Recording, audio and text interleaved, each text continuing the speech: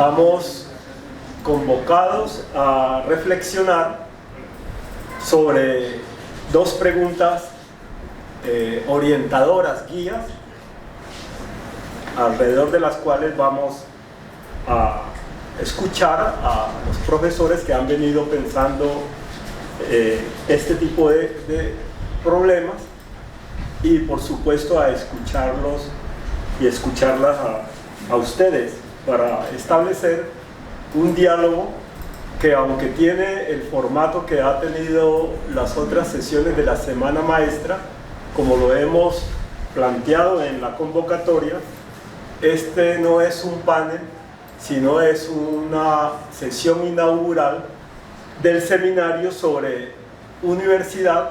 Me permiten provisionalmente cambiarle el nombre en tiempos de emergencia, entendiendo en nuestro caso coyuntural las emergencias derivadas de la pandemia y del estallido social. ¿Hacia dónde va la universidad después del estallido social y la pandemia? ¿Y cuáles son o pueden ser los aportes que desde las distintas disciplinas, desde los distintos saberes, representados por los profesores que nos van a acompañar, cada uno de su respectiva escuela y departamento, para, digamos, dinamizar este diálogo? Quiero, antes de darle comienzo a esta sesión de nuestra Semana Maestra, además de hacer unos comentarios que nos pongan en contexto, quiero recordar algo con la venia de ustedes, porque no lo hemos enfatizado mucho, que la Semana Maestra se crea hace precisamente 13 años como un ejercicio de celebración, digamos entre comillas, del Día del Maestro, una apuesta y propuesta académica que hace la facultad para conmemorar y, si cabe, celebrar este Día de los Maestros. Es decir, no es tanto una semana para proyectar nuestra facultad, que también se hace, sino para celebrar y pensar un poco sobre el papel y el lugar de los maestros, no solo de la universidad, sino de la ciudad y el país. Quiero también, como poner de contexto, coincidencialmente hoy se inaugura en Barcelona la Conferencia Mundial de Educación Superior. Empecé con las preguntas orientadoras porque esas y otras preguntas son las mismas que están debatiendo desde hoy en esta Conferencia Mundial de Educación Superior. Pero además quisiera como hacerle una sugerencia a nuestros ponentes y a todo el auditorio, que nos pensáramos no solo cómo vemos esa problemática de la universidad, tiempos de emergencia y hacia los 10 años, sino un poco con el mismo mensaje de esta Conferencia de Educación Superior, que están planteando es al 2030 volverse a reunir y desde hoy plantear una agenda de acciones a realizar a lo largo de estos próximos 8 años, y en nuestro caso con nuestro plan estratégico de desarrollo a lo largo de los próximos 10 años. No es sino mirar en la red, van a estar incluso una serie de charlas como estas, estilo TED, y ya hay incluso algunas que se han publicado, porque el pre-evento empezó desde el mismo lunes que comenzábamos nosotros esta Semana Maestra. Es muy importante porque los temas, recogiendo incluso autores como Chomsky, que plantea que estamos no solo en una situación de crisis humanitaria, de crisis mundial, sino que la crisis se va a agudizar, y entonces propone, por ejemplo, Chomsky, en sus distintas presentaciones y escritos que la educación debe tomar pues como acciones para enfrentar esa situación de crisis.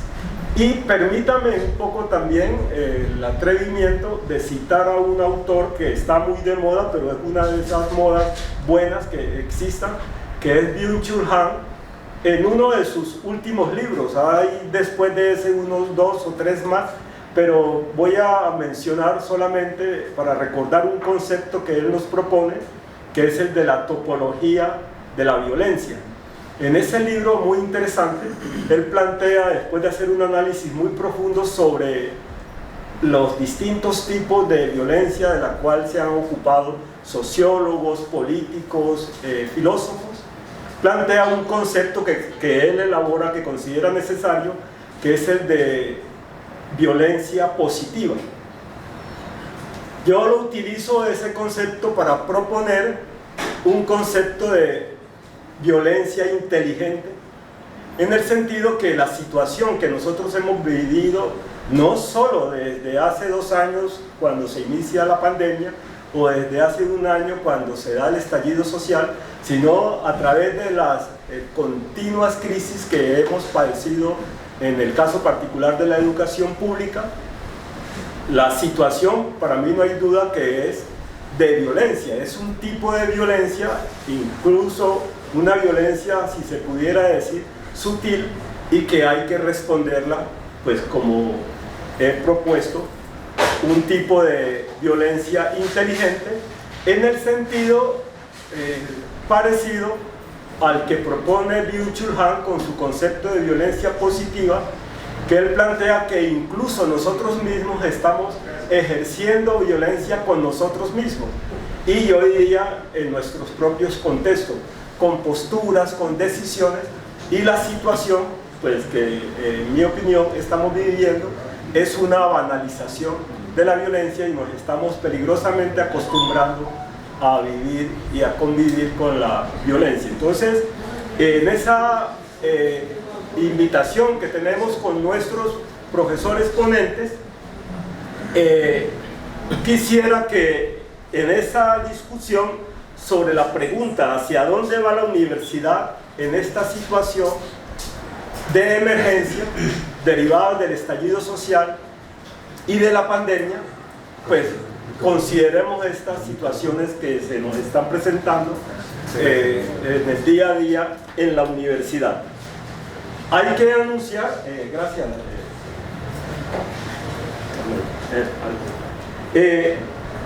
que 2 de los profesores invitados hoy, me refiero al profesor Javier Duque, de la Escuela de Educación, Cultura y Comunidad, y el profesor Guillermo Sánchez, de la Escuela de Educación y Pedagogía en Ciencias Sociales, pues disculpan por un retraso motivo de situación de salud, pero están adelantando pues todo lo que corresponde para tratar de... Bueno, el profesor Duque me informa, el profesor David no va a estar presente, pero acabo de hablar con el profesor Guillermo y él está pues, haciendo las gestiones para llegar lo más pronto posible. Sin embargo, pues tenemos aquí para empezar este diálogo, este conversatorio, este seminario de universidad en tiempos de emergencia, al profesor Alfonso Claret Zambrano. Profesor Alfonso Claret Zambrano es de la Escuela de Educación en Ciencias, Tecnologías y Cultura. El profesor es licenciado en Biología y Química, es magíster en Currículo e Instrucción en Química y doctor en Ciencias de la Educación. Es uno de nuestros investigadores de MinCiencias eméritos. Vamos a comenzar con la intervención y la reflexión que nos va a compartir el profesor Alfonso Claret Zambrano, y enseguida pues le daremos la palabra a también el apreciado profesor Carrillo, Hugo Carrillo, del Departamento de Educación Física y Deportes. Él es licenciado en Educación Física y Salud y tiene una maestría en Educación con énfasis en Pedagogía del Entrenamiento Deportivo. Y pues aprovechemos para saludar a nuestro querido profesor. Puede sentarse ahí, profesor. Guillermo Sánchez, profesor Guillermo Sánchez, también de aquí, como lo dije ahora, de nuestra facultad de la Escuela de Educación y Pedagogía en Ciencias Sociales, y repito, es sociólogo, y él nos va a acompañar pues también hoy en este conversatorio. Yo quiero proponer, disculpe profesor Alfonso, pues que aprovechemos que ya está aquí el profesor Guillermo y con él habíamos conversado de iniciar para hacer también una introducción al seminario y a la temática, que creo que nos pondría en contexto a nosotros con su intervención. ¿Le parece, profesor? Yo me tengo que ir a la hermano arranque. Bueno, entonces seguimos entonces con la propuesta de que inicie el profesor Alfonso Claret Zambrano. Repito al auditorio las dos preguntas: ¿hacia dónde va la universidad en estas situaciones y después hacia los próximos años del estallido social y de la pandemia? ¿Y cuáles son los aportes que desde las respectivas disciplinas y saberes, particular pedagógicos, se pueden hacer desde cada una de las especialidades? Entonces, le damos la palabra al profesor Alfonso Claret Zambrano, recordando que cada ponente tiene máximo 15 minutos para dilucidar acerca de esas dos temáticas que hemos propuesto. Bien pueda, profesor Alfonso, gracias.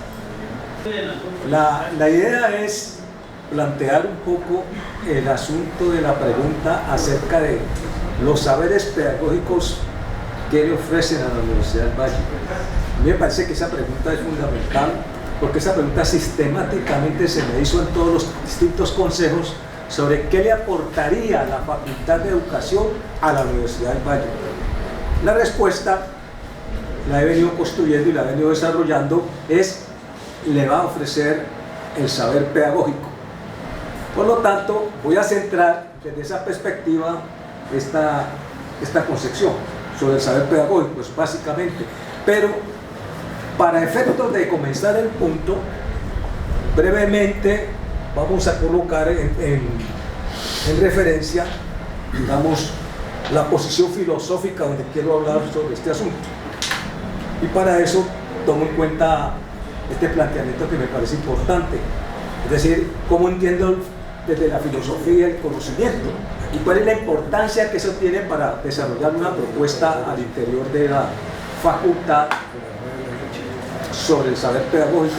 Básicamente lo que quiero hacer es una relación entre el mundo real, el mundo 1, el mundo 2, el mundo del sujeto, el mundo 3, el mundo de la teoría, y ahora en tiempos de pandemia, el mundo de la tecnología, que trataría de vincular ese mundo de la teoría con el mundo de la vida. Estoy basando básicamente en Popper y en Kevis, pero quiero resaltar el punto fundamental, que es esa relación entre el mundo del sujeto, o el mundo 2, y el mundo de la teoría. Corresponde a la formación docente, corresponde al saber pedagógico, corresponde a las instituciones, corresponde a la enseñanza, aprendizaje y evaluación, que es lo que más ha sido afectado durante este último periodo. Ese es el elemento conceptual. Por lo tanto, noten ustedes que esa relación del mundo del sujeto en el contexto social lo da siempre y cuando se establezca esa relación entre el mundo del sujeto y el mundo real. Esos son los elementos fundamentales sobre los cuales voy a hablar. Por lo tanto, a nosotros nos atañe como facultad vincular no solamente este proceso, sino todos los procesos. La relación del mundo de la vida con el mundo del sujeto, el mundo de sujeto, el mundo de la subjetividad, con el mundo de la teoría, de la cultura, del conocimiento.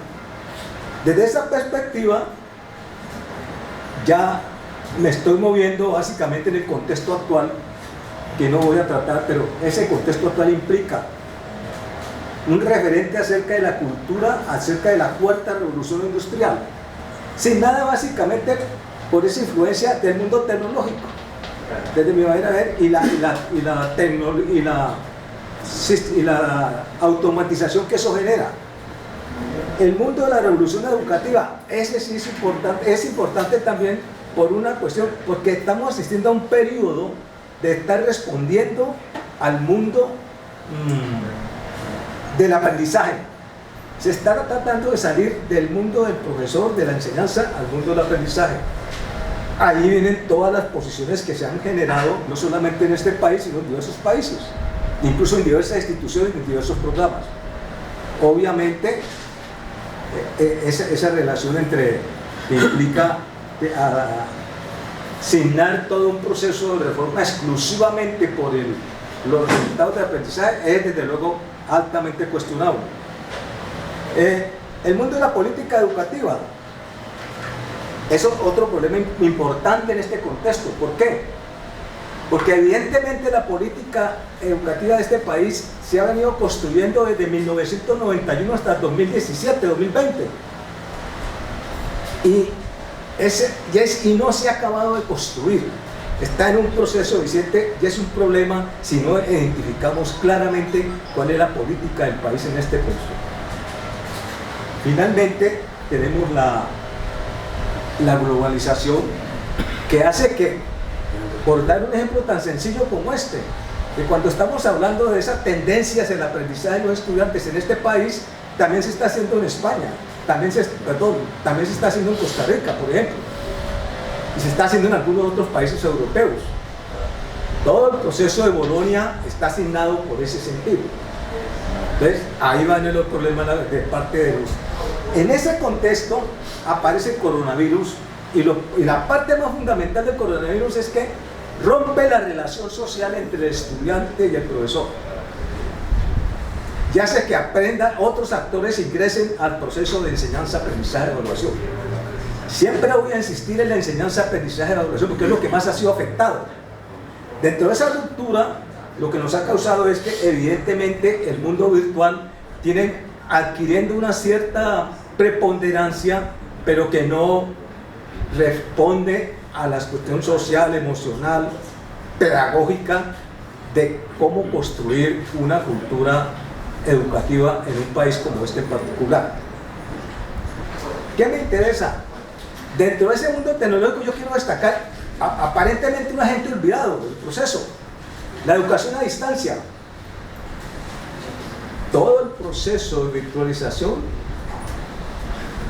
no es más que educación a distancia, profesores. Ahí se los dejo claramente para poder que entiendamos bien el asunto. Esa relación entre un tutor, un estudiante y un mensaje que responde a un contenido que responde a un programa y un programa que corresponde a un curso.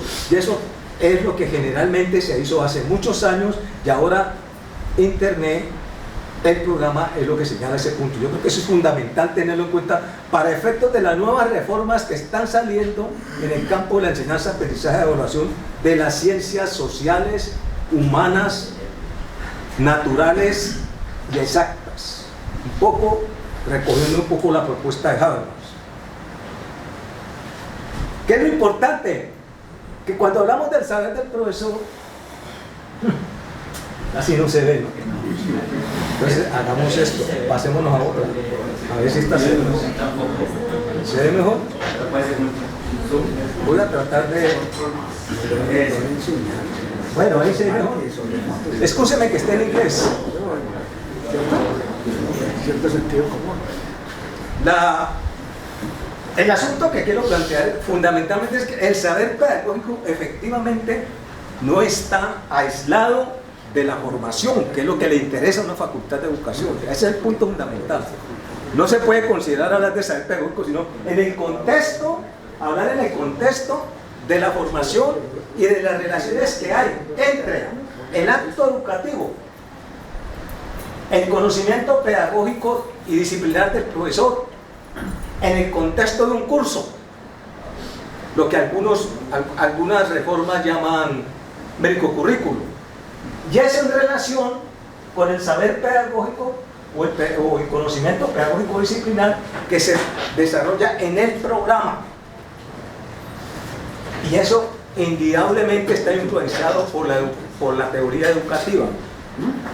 Algunos, concretamente Wolfgang en Alemania, llama eso ciencia de la educación, para que lo tengamos en cuenta. Y es referirse a las posiciones teóricas que implican la relación entre un profesor y un estudiante desde el punto de vista del conocimiento, ya sea una teoría positivista que genera una práctica transmisiva o una pedagogía constructivista donde la participación del estudiante y del profesor es, digamos, valuable en el sentido de que los dos permiten la construcción de la enseñanza, aprendizaje y evaluación de una disciplina X.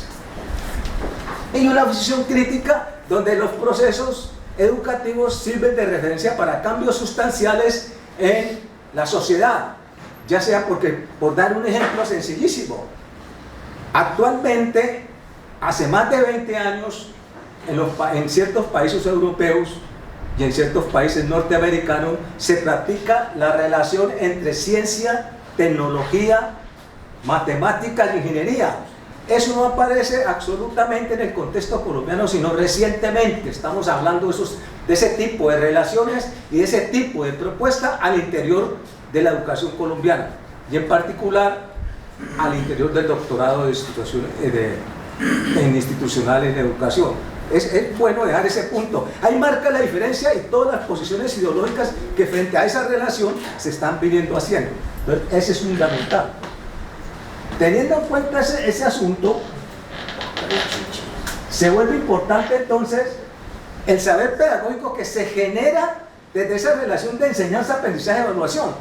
Y note lo importante, todo el asunto se genera en asumir el aula de clase como un contexto de investigación, como un campo de investigación, donde el docente se plantea una pregunta de fondo: formar en el saber pedagógico valores y cultura a estudiantes, a profesores, según un programa para formar ciudadanos críticos, reflexivos o propositivos. Eso es fundamental. Ese punto es fundamental, que ese es el punto de responder esa pregunta significa construir el curso. Responder esa pregunta y el curso significa construir el programa. Construir el programa, el curso, el programa significa hacer relación con una política pública del Estado. Y ahí hay otro problema. Si es que esa relación la vamos a hacer ciñéndonos estrictamente a lo que dicen los decretos, la normatividad, o plantear alternativas. Ese es el gran reto que estamos viviendo y que ya algunas universidades y facultades se han ubicado y están tomando decisiones sobre cómo relacionar la enseñanza, el aprendizaje y la evaluación. Me parece que eso es un punto fundamental a tener en cuenta en este punto.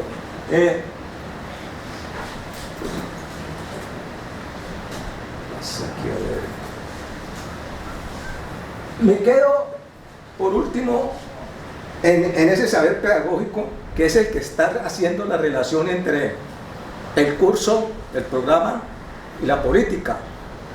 O, en términos concretos, la relación que hace entre pedagogía y disciplina.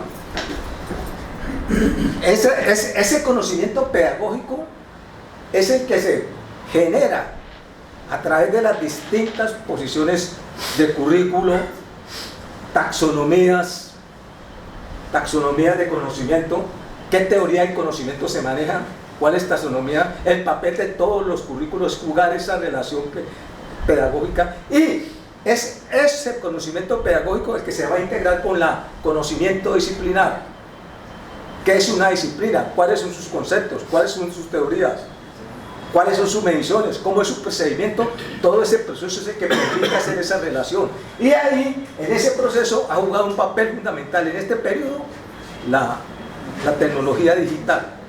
Pero no es la única, porque también tenemos la tecnología derivada de las prácticas de ingeniería, de ciencias que tienen otro tipo de relaciones, pero nos permite establecer ese puente, que es lo que permite este saber pedagógico que se supone que tienen los profesores. Si no lo tienen, es que podemos formar nosotros.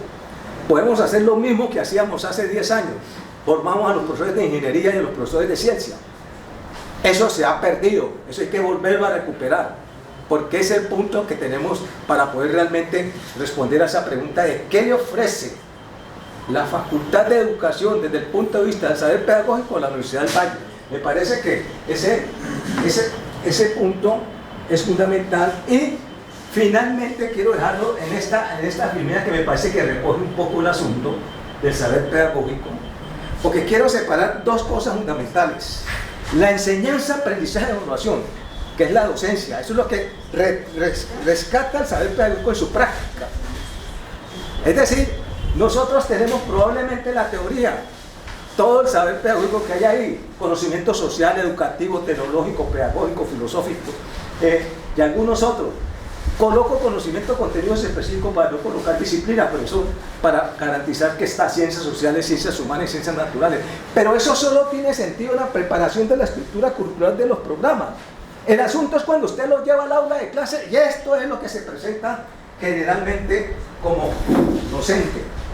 Este es el punto de acá, esa relación del conocimiento del profesor con el conocimiento del estudiante en el contexto de la enseñanza, aprendizaje y evaluación. Eso es lo fundamental, y eso es lo que atañe a todo lo que hacemos y tratamos de formar, y ese es el punto que aún estamos, digamos, desarrollando el proceso.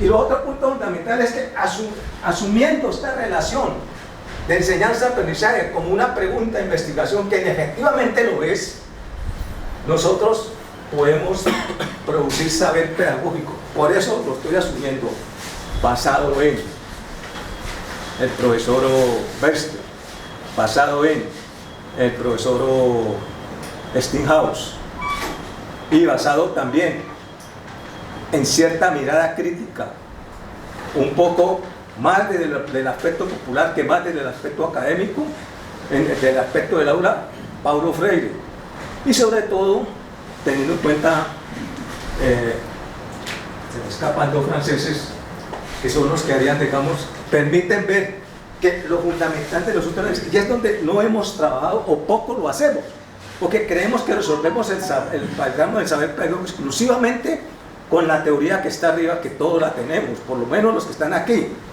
Ya los otros hay que formarlos en eso, porque hay una experiencia propia que tenemos todos. Yo redondeo ahí en aras del tiempo y darle la continuidad al asunto. Creo que básicamente el saber pedagógico nosotros tenemos que desarrollar bastante desde el punto de vista de la teoría. Las disciplinas son necesarias, pero no definen el saber pedagógico. La práctica fundamental es la enseñanza-aprendizaje, y hay varios autores que desarrollan ese punto. Chom, por ejemplo, u otros desarrollan ese punto, pero yo creo que eso es por eso que este tipo de carreras, este tipo de facultad, reposan mucho sobre el asunto práctico de la enseñanza, aprendizaje y evaluación, que es lo que ha sido afectado por la pandemia y que es lo que hay que replantear ahora para poder responder a los nuevos desarrollos educativos que efectivamente se están dando. Ya los cursos no se pueden preparar de la manera que los preparábamos, porque nosotros tenemos que afectar, y ya la incidencia en la formación del estudiante se tiene que hacer casi que desde el primer semestre, y efectivamente en algunos cursos estamos tratando de desarrollar ese punto. Bueno, gracias. Gracias, profesor. Desafortunadamente usted se tiene que retirar porque ahora pues vendrá una sesión de preguntas y de diálogo del auditorio, pero vamos a darle entonces continuidad. Bueno, buenos días. En primer lugar me presento mis excusas por haber llegado tarde. Estaba en un, llamémoslo así, evento médico, evento por darle un nombre, aunque en calidad de acompañante, y la cosa se demoró más de lo previsto. Presento entonces mis excusas por llegar tarde. Bueno, sin más preámbulo, entonces quiero comenzar diciendo lo siguiente. Primero, pues un agradecimiento a los compañeros de la Facultad de Educación y Pedagogía por haberme tenido en cuenta para este conversatorio inicial. yo, digamos, les agradezco mucho eso. Y bueno, voy a tratar de presentar algunas ideas sobre el tema que nos atañe para el día de hoy, que es, a juzgar por lo que dice el plegable y las preguntas, es Seminario, Universidad y Pandemia, perspectivas de cambios en la educación. Según dice el plegable, de eso trata este seminario hoy por la mañana. Entonces, digámoslo, comenzaría diciendo lo siguiente. Digamos, la idea original, que luego los organizadores de la Semana Maestra y de este evento en particular le dieron su contenido específico, la hemos venido conversando con profesores de la facultad, con el profesor Evelio Bedoya. Hemos conversado desde hace 5 semanas, prácticamente desde que digamos, se reinició o se inició este nuevo semestre, y también con el profesor David Benítez, etcétera. Pero igualmente yo he conversado con profesores de literatura, amigos míos, con profesores de historia, con profesores de estadística, con quienes en ambientes, digámoslo, informales, a la hora del almuerzo, o en alguna cafetería, etcétera, hemos estado juntos y hemos conversado, y el tema de el retorno, por darle un nombre cinematográfico al asunto, ha aparecido en escena, digámoslo así. Las preocupaciones han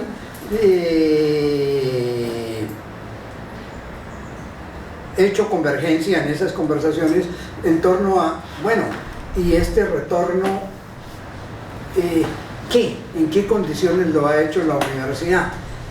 Debo comenzar que a mí me produce, digámoslo, mucha indignación, debo confesarlo, y también quedo perplejo de darme cuenta de que después de 2 años de pandemia, incluyendo el año pasado la llamada explosión social, y sin, digamos, ningún tipo de reflexión, elaboración, la dirección universitaria haya optado simplemente por reingresar, reiniciar las labores, volver al semestre y hacer 2 o 3 semestres en el año sin interrogarse sobre, bueno, ¿y cuál fue el significado de eso que aconteció?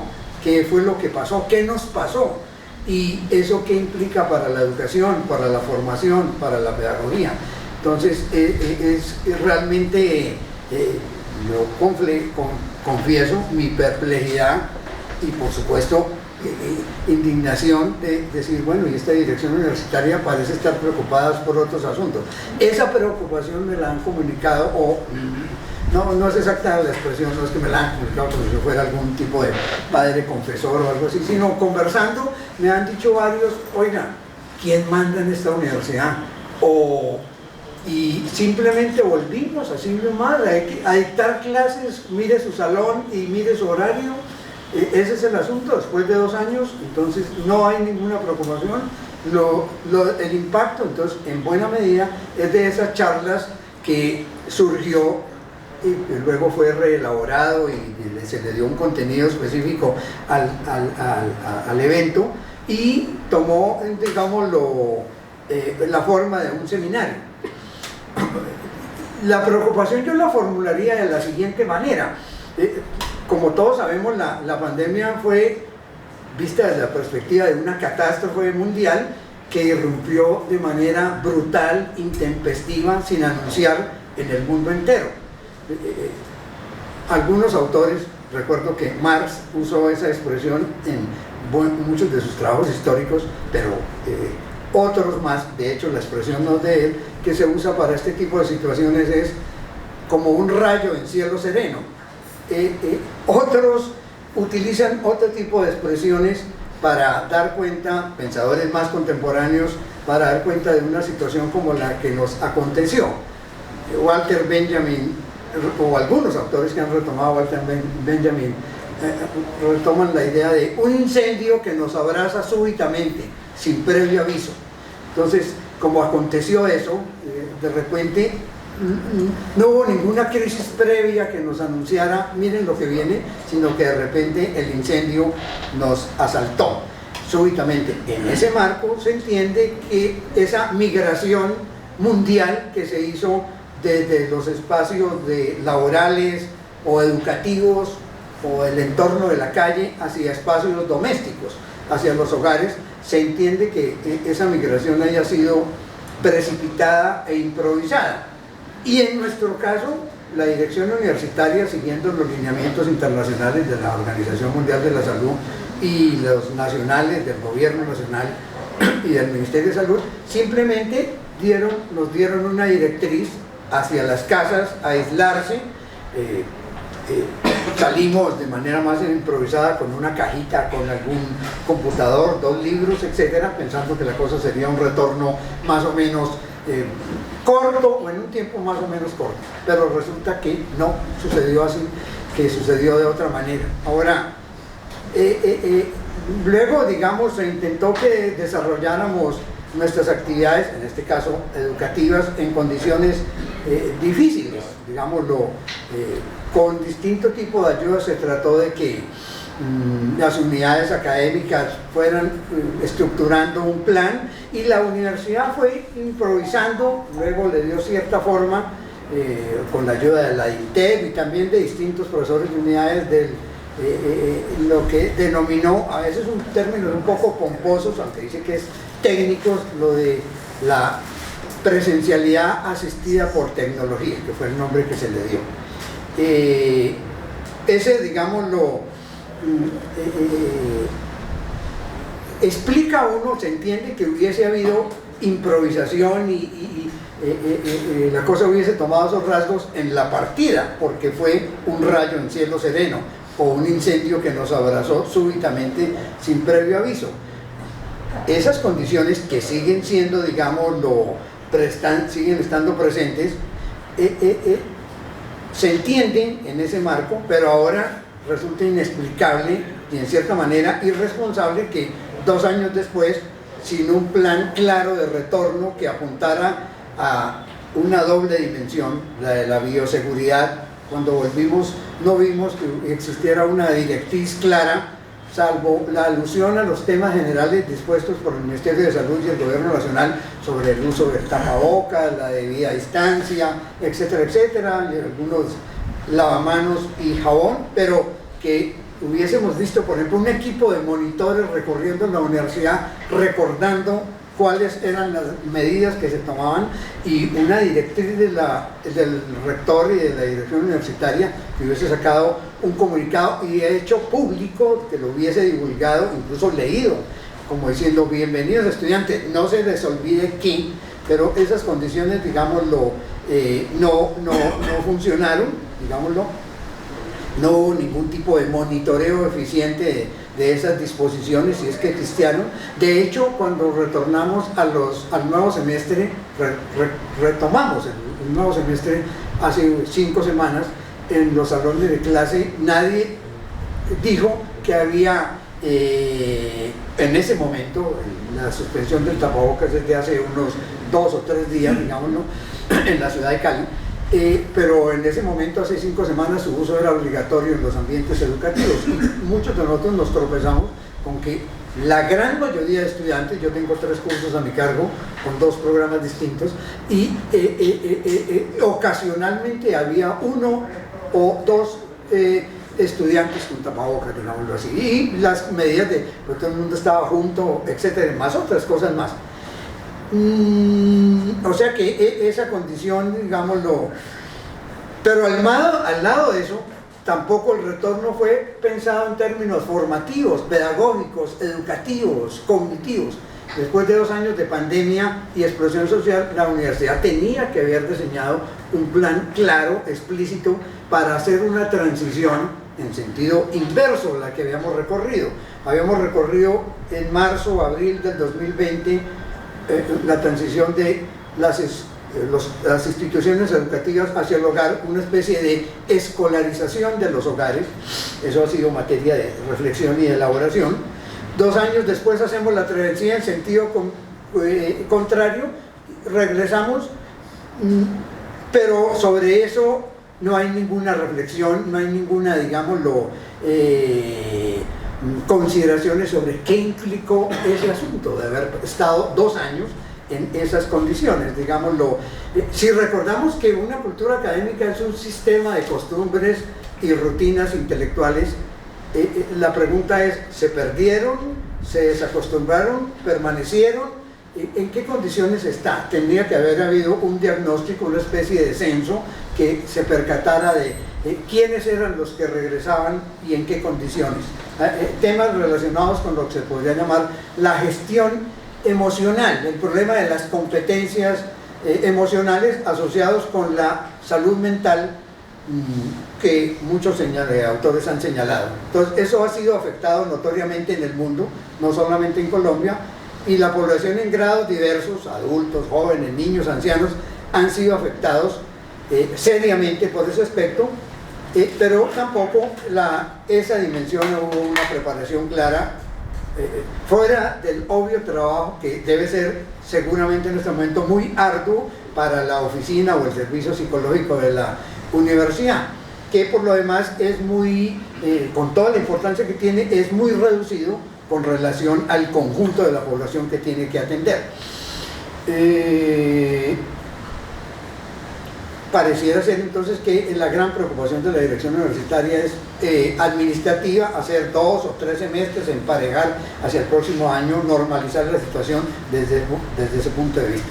Así que entonces la idea del retorno, de un plan de transición con todas las variantes que puede tener hacia la institución educativa, es una materia de reflexión y está en el corazón del origen de este seminario, pero solo que, digámoslo, los organizadores del evento le dieron ya un tono mucho más serio, no solamente un coloquio o un foro, sino piensan, según conversé con el profesor Evelio y con el profesor David, más a un mediano o largo plazo en un seminario en que se trabajen una serie de problemas, no solamente lo del plan de retorno, no únicamente, sino realizar, digámoslo, una reflexión de más largo alcance.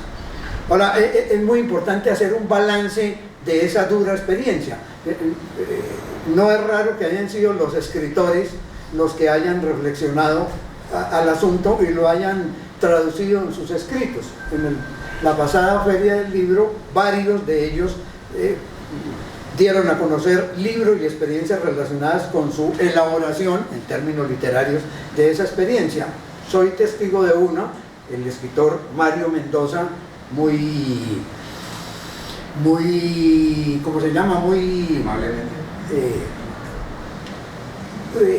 famoso entre los jóvenes, tiene un gran público joven, presentó su libro y una conferencia en la que el título es muy expresivo, Bitácora del naufragio, en la que dio cuenta, digamos, de lo que había significado para él esa experiencia dura de la pandemia y su impacto, digamos, en muchas dimensiones, digámoslo así. Mostró lo duro que era esa situación para todos, incluyéndolo a él.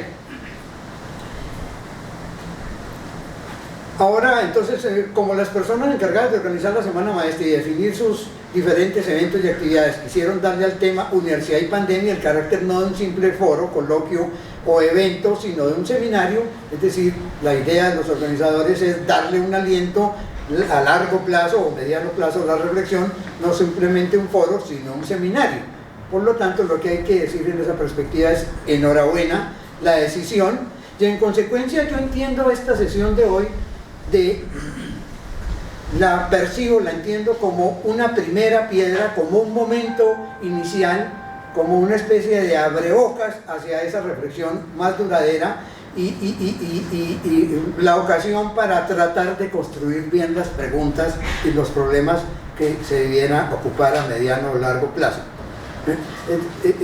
Entiendo esta sesión de esa manera, es decir, como dicen los investigadores, que suelen decir que se gana muchísimo en un proceso investigativo cuando se construye bien el problema. Plantear bien las preguntas y armar bien el problema es lograr un buen punto de partida, y tal vez ese sea el servicio de esta sesión o de unas 2 primeras sesiones de construirlo, digámoslo así.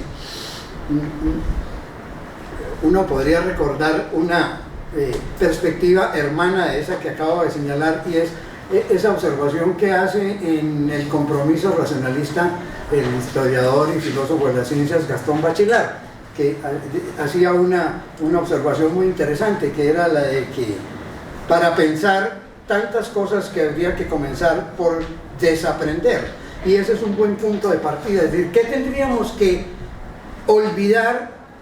No formular las cosas de esa manera para que el seminario llegue a buen puerto, como que hay que desaprender, cuáles serían las cosas que tal vez no nos convengan poner en juego para construir bien la reflexión. Yo llamaría la atención sobre, en una perspectiva más o menos de sentido común, sobre algunos asuntos claves que hay que enfrentar. Entonces, yo anoche, digamos, me percaté o me llegaron un poco tardíamente las 2 preguntas.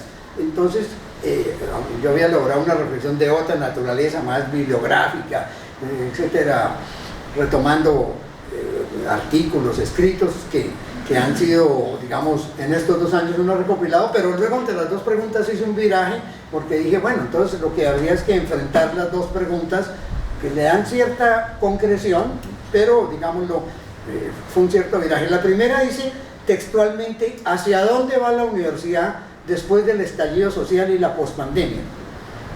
Una pregunta que, tal como está formulada, podría conducir muy rápidamente a una respuesta desde un punto de vista institucional formal. Digamos, lo que uno tendría que decir que respondiéndola me acordé de un viejo libro de un dirigente comunista de hace muchos años, de Diego Montaña Cuellar, que es un libro que fue muy famoso durante años, llamado Colombia, país formal, país real. Es decir, entre el país político y el país nacional, ¿cuáles son las diferencias? Y vi que esa reflexión entre lo formal y lo nacional, entre lo formal y lo real, pues podría decir, una diferencia que no es del pasado, no es exclusiva de ese dirigentes políticos, sino que uno la encuentra en líderes y en pensadores pedagógicos. De hecho, ese es el interrogante que se plantea en su columna del día de ayer en el periódico El Espectador, Julián de Zuviría, un hombre estudioso, investigador de la educación, y que ha reflexionado sobre la educación en Colombia de manera teórica y práctica. El interrogante que se hace él en su columna, las reformas pedagógicas pendientes en la universidad, ese es el título de su columna, sirve de preámbulo a la Conferencia Mundial de Educación Superior 2022 que convoca la UNESCO, y que a partir de hoy, bueno, por la diferencia horaria, ayer, digamos, hace unas horas, convoca a una reflexión sobre, a la luz de una consigna, reformular los ideales y prácticas de la educación superior para asegurar el desarrollo sostenible del planeta y la humanidad. La columna de Zuviría, que les recomiendo a todos, se la he enviado a algunas personas conocidas, bien podría servir de esquema de trabajo para este seminario que estamos inaugurando, por los temas que propone, su carácter abierto. Afortunadamente no es una persona de esas que está segura de lo que dice completamente y llena de respuestas, sino más bien está abierta a una reflexión, ¿no? Digámoslo, y concluye precisamente resaltando la distancia existente entre lo que necesita la sociedad y lo que hace la universidad, es decir, la distancia entre la universidad formal y la universidad real. Eso, digamos, si a la pregunta planteada le diéramos una respuesta oficial, institucional, entonces diríamos que los rumbos de la universidad están respondidos en el plan de desarrollo vigente, en sus lineamientos y metas estratégicas que están propuestas ahí, e igualmente en el objetivo institucional más inmediato, en el cual ha puesto todos sus esfuerzos, propaganda y publicidad de distinto tipo, y ha movilizado recursos, que es el de lograr la acreditación internacional. O sea que desde un punto de vista oficial, institucional, esa sería la respuesta a la pregunta. Pero, dada la perspectiva del seminario, el asunto es si la pandemia y el llamado estallido social y sus implicaciones, que es el tema de este seminario, ha sido tenida en cuenta en esas respuestas oficiales. Por supuesto, no hay una respuesta única, sino las respuestas son parciales. Hay algunas, hay algunas respuestas de la universidad en torno a programas que atienden en parte a esa conjunción de los efectos de estallido social y pandemia. Por mencionar uno, el programa Todos y Todas a la universidad, que es un esfuerzo conjunto ante la alcaldía, un esfuerzo conjunto con la alcaldía de la ciudad de Cali, con el alcalde y la universidad, no solamente la Universidad del Valle, varias universidades de la ciudad la atienden. Ahora, no sobra recordar que esas respuestas son parciales y en buena medida dependen de la política nacional o de políticas nacionales. Es bueno recordar que ese programa, como otros, dependen también de los resultados de las próximas elecciones. Y es que si hay algún cambio más o menos radical en el gobierno y se dan cambios más o menos drásticos en el campo de la política educativa, habría que ver si ese programa Todos y Todas van a la universidad. ¿Ya está terminando? Un segundito y redondeo porque falta la segunda pregunta, pero bueno, por lo menos termino la primera, por lo menos termino la pregunta. Ahora bien, la pregunta es si la universidad es consciente de la magnitud y dimensiones del reclamo de los jóvenes. Hay una necesidad de interrogarse si hay una real reflexión sobre todo lo que aconteció en la ciudad, en el país, en la universidad y lo que sigue aconteciendo. Y si además de esa alternativa de Todos y Todas a la universidad, hay otras para, por ejemplo, aquellos estudiantes que no han terminado el bachillerato. El programa que surgió en la coyuntura de la explosión social, Universidad para el Barrio, ha sido una respuesta parcial. Y aunque he tenido cierta continuidad, la pregunta es si sigue siendo válida, si hay alternativas para aquellos que no han terminado el bachillerato. Ahora bien, hay que recordar otra cosa, que además de demandas por educación que se expresaron en el marco del estallido social y en las negociaciones posteriores, se expresaron también expectativas y anhelos relacionados con la dimensión laboral, con el trabajo, y se formularon por parte de los reclamantes a través de sus distintas organizaciones centrales y no centralizadas, expectativas relacionadas con lo que se denomina hoy los emprendimientos. De hecho, en algunos puntos de los llamados puntos de resistencia se puede constatar que hay algo de iniciativas de la propia población implicada. Han florecido ese tipo de emprendimientos muy provisionales, pero de todas maneras muestran una voluntad, alimentos, producción de artesanía, algo de eso hay también en Chiloé, por ejemplo, hay, pero la universidad, me pregunto, y eso hace parte del retorno, ¿ha tenido en cuenta esos anhelos? ¿Ha tenido en cuenta esas expectativas? Pero no son únicamente las directivas, porque la universidad no son única y exclusivamente las directivas universitarias, el rector y su equipo de gobierno, sino los distintos grupos y categorías que la constituimos, el profesorado, sus asociaciones, Corpu, ASPO, se ha manifestado de manera práctica al respecto. Es un punto a examinar, este seminario debería tomar, pero de otro lado los estudiantes, a juzgar por lo que yo he visto e interrogado a algunos que han sido dirigentes durante el paro y durante la explosión social, los conozco porque algunos de ellos, por ejemplo, son miembros del comité del programa de la licenciatura en Ciencias Sociales y yo represento a la facultad en ese. En estos días me encontré con algunos y los interrogué sobre si el tema del retorno, de las condiciones emocionales, afectivas, cognitivas de los que llegaron, es un punto que aparezca en la agenda de las asambleas estudiantiles, pero la respuesta que recibí, me dejó un poco desconcertado porque francamente expresaron que ese no era un tema central, que el tema central es restaurante, aulas, salones, se entiende, pero es claro que el tema no ha sido examinado claramente por las asambleas estudiantiles, Los representantes de estudiantiles parece no haber respondido, planteado esa pregunta y buscado algún tipo de regreso. La respuesta sí ha sido en el plano informal. La respuesta ha sido en el plano informal, porque para encuentros, abrazos y gestión emocional, la universidad dispuso lo de siempre. Los viernes yo me quedo en mi oficina hasta tarde. He salido estos 4 últimos viernes a las 9:30 y claro, 4, 5, 6 rumbas prendidas, digámoslo así.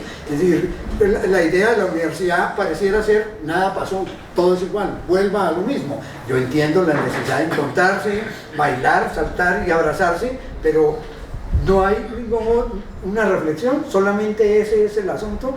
Me es llamado la atención que los estudiantes, digámoslo, no hayan reflexionado sobre el asunto como estudiantes y sus preocupaciones sean ese.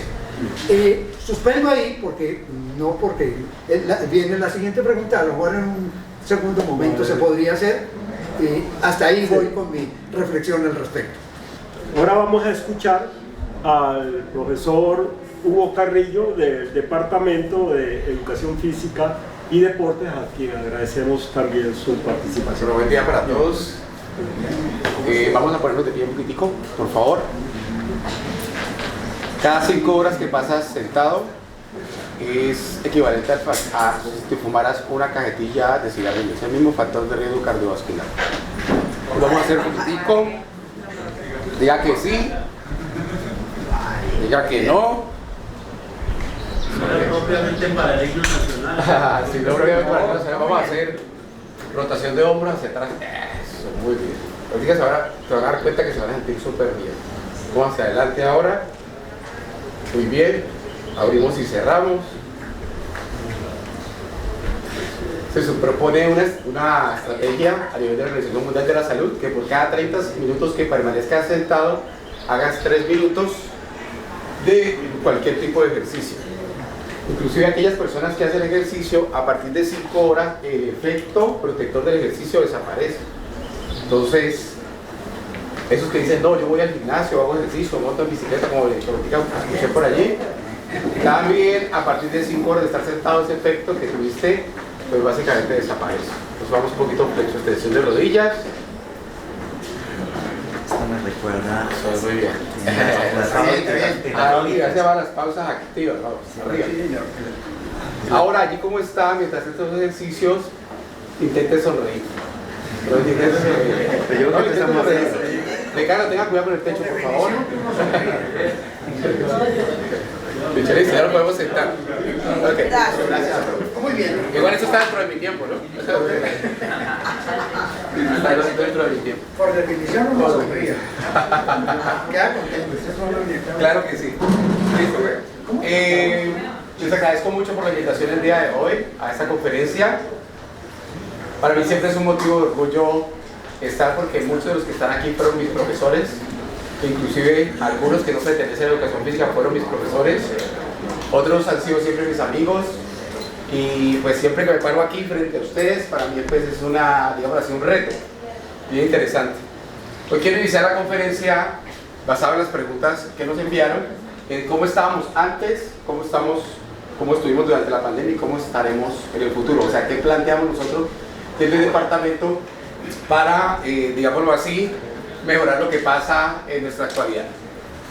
Entonces quiero empezar, esta presentación la hemos hecho entre el profesor Misael Rivera y su servidor.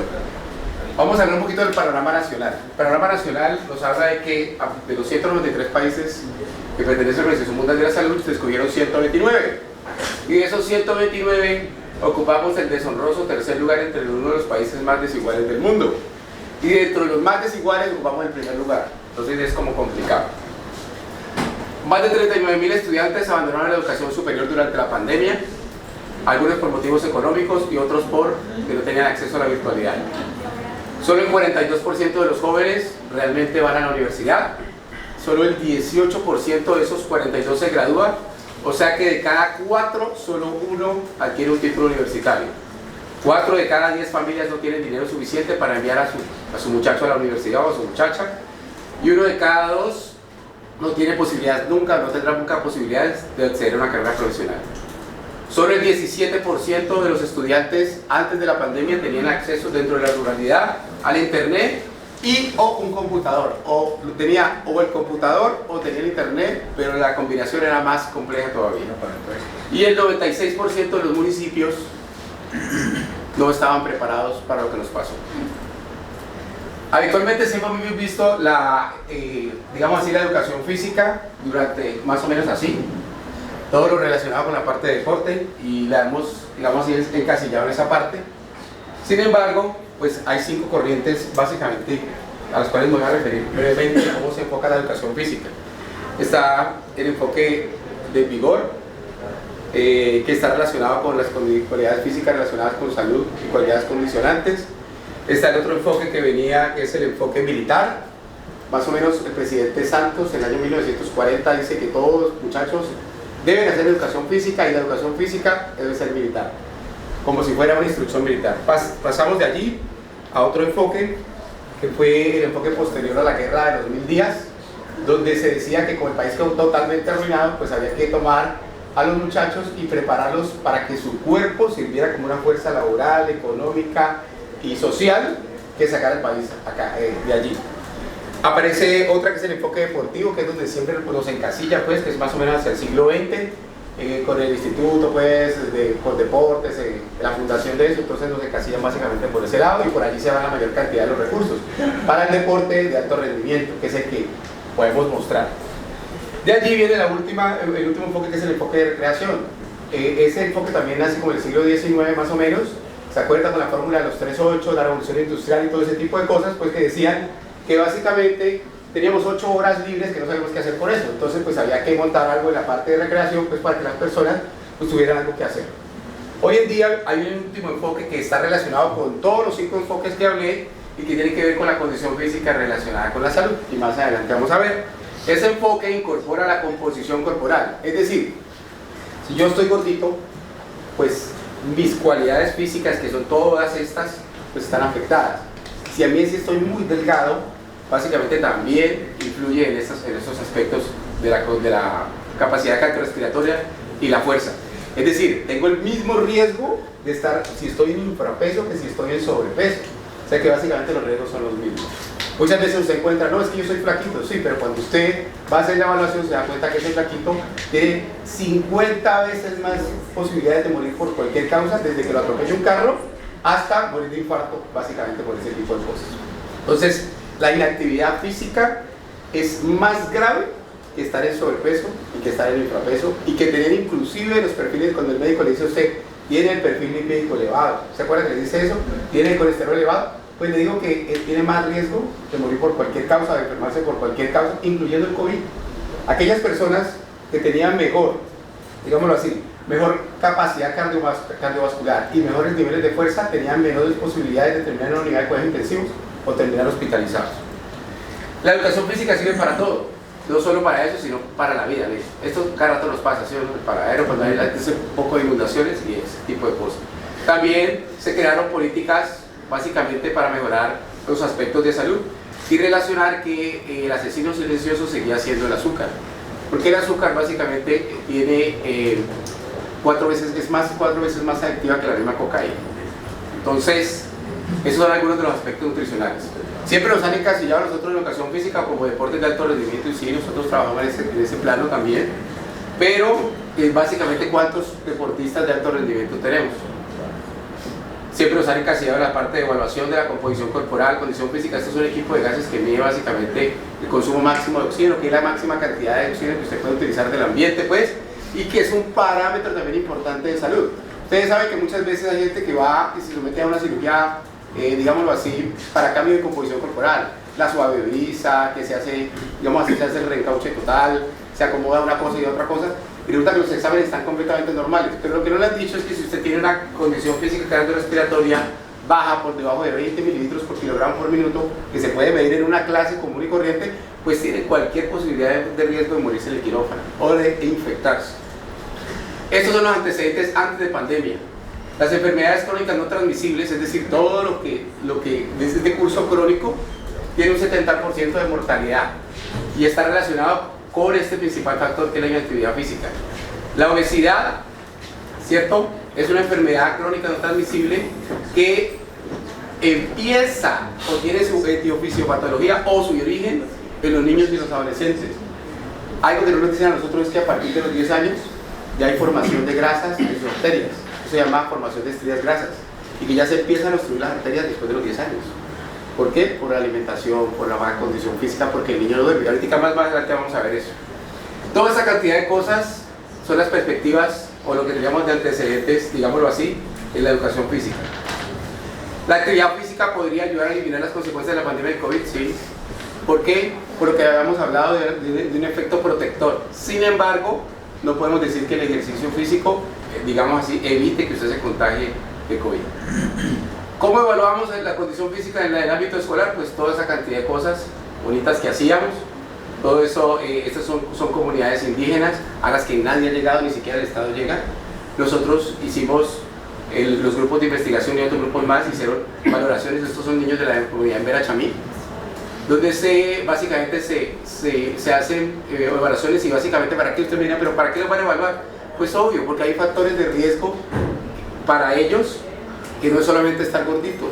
El tener baja condición física hace que este chiquitito que está aquí pues pueda sufrir fácilmente de un infarto antes de los 40 años. Entonces, toda esa cantidad de cosas. Hacemos seguimiento en los colegios, ya para determinar exactamente estos perímetros. Este es un perímetro de cintura básicamente que determina el riesgo cardiovascular aumentado en los niños. ¿Por qué y para qué evaluamos? Por el componente pedagógico, porque no hay nada, dígame usted, ¿cuál es principalmente su peor enemigo o su mejor amigo? Usted mismo. ¿A quién le queda más mal a usted sino a usted mismo? Mañana empiezo, seguro que mañana voy a hacer ejercicio, mañana voy a hacer dieta, mañana y una cantidad de cosas. Entonces usted se convierte, usted es su peor enemigo. ¿Cuándo considera la felicidad?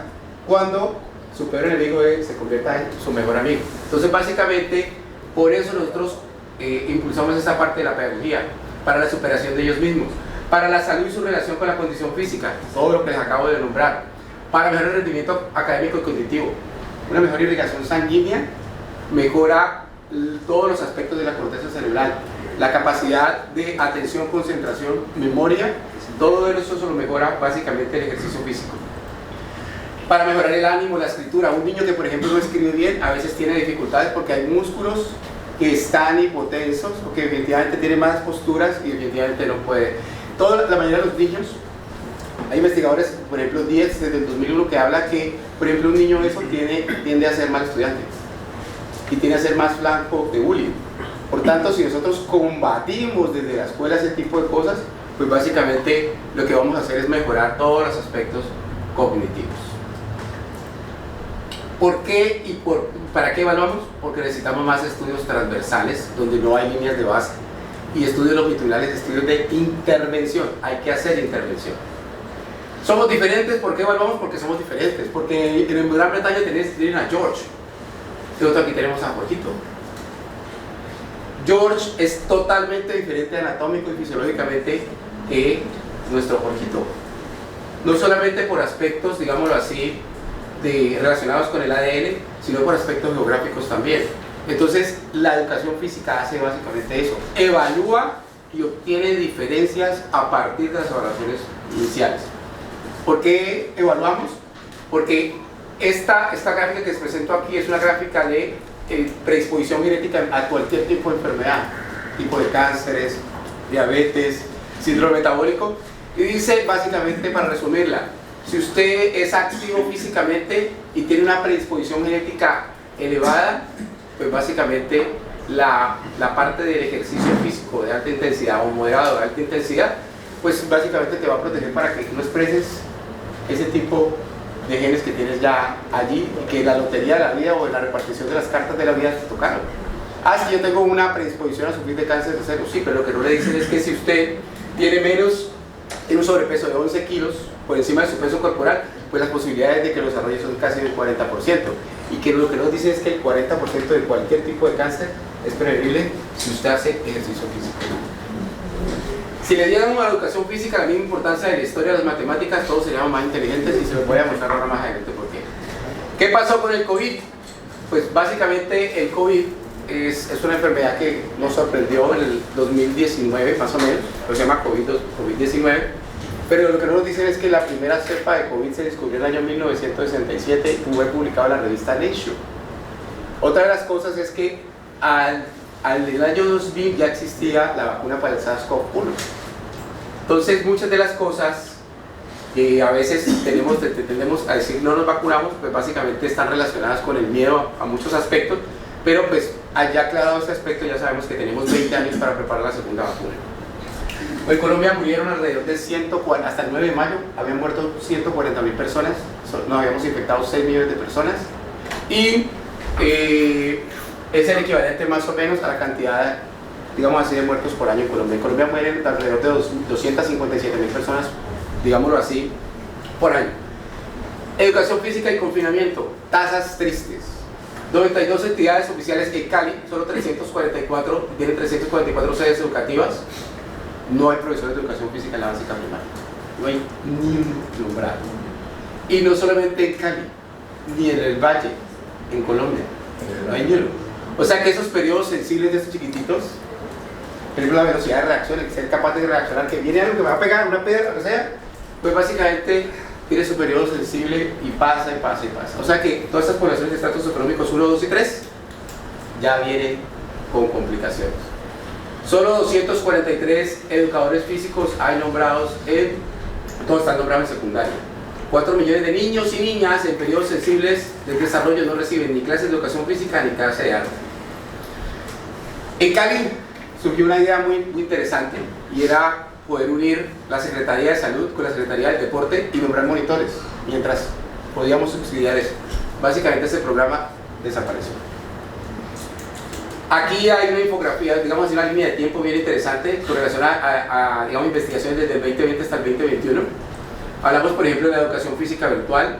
Al profesor de educación física, yo pienso que en parte nos perjudicó, pero también en parte nos fortaleció en muchos aspectos, porque yo pienso que lo que vimos como un obstáculo se convirtió en una oportunidad de mejorar, de poder entender algo de la virtualidad, de poder hacer videos, de poder interactuar, de poder saltar, de poder hacer una cantidad de cosas, porque muchos de los profesores de educación física éramos, bueno, yo no soy, son sedentarios.